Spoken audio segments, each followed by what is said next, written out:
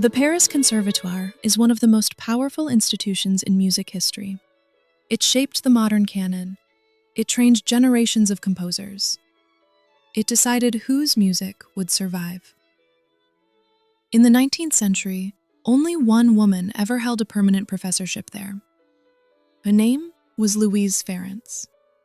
She was not a novelty, she was not a student, she was not a salon amateur. She was a professional composer, pianist, and scholar. She studied with Anton Reicha, Beethoven's close friend and one of the leading composition teachers of his time. She mastered counterpoint, orchestration, and symphonic form. And she wrote symphonies. In a century when women were told large-scale composition was beyond them, Farrenc wrote 3. They were performed by major orchestras. They were reviewed seriously. They were praised by critics. Robert Schumann admired her music.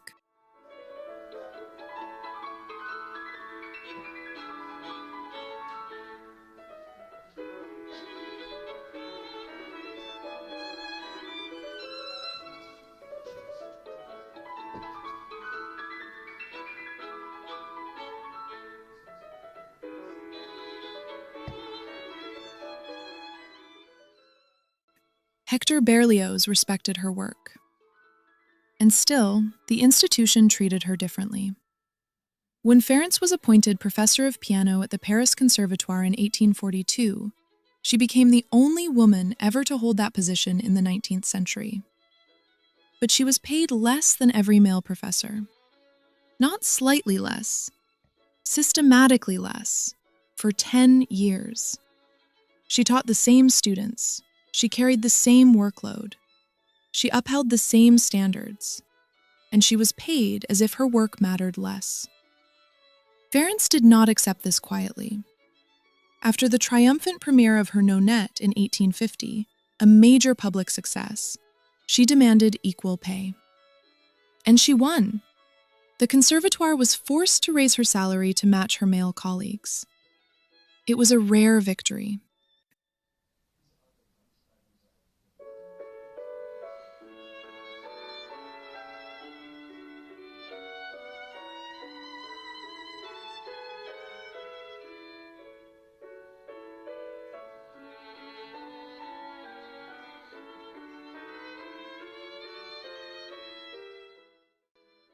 But history would not reward it.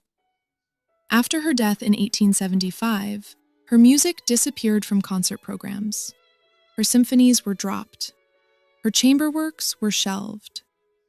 She was remembered only as a professor, a pedagogue, a wife of a music publisher, not as a composer. The institution that employed her did not preserve her. The canon it created did not include her.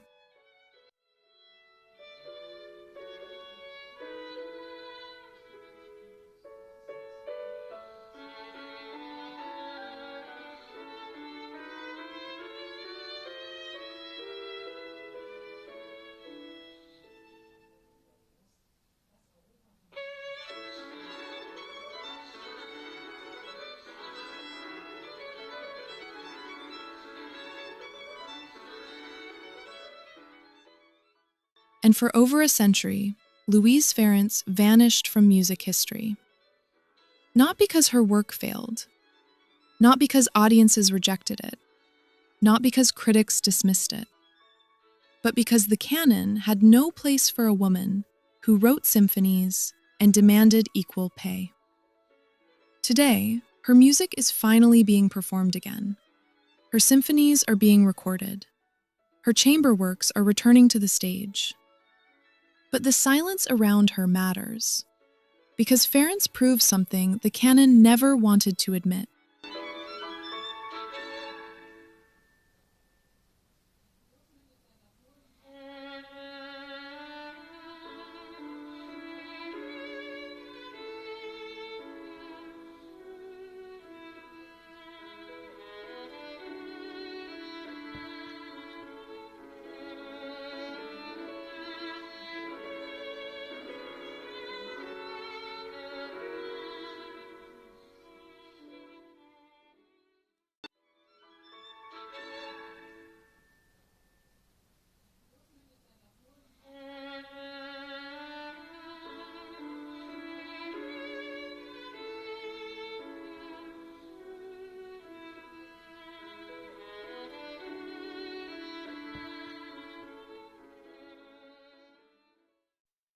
Women were not excluded because they lacked genius.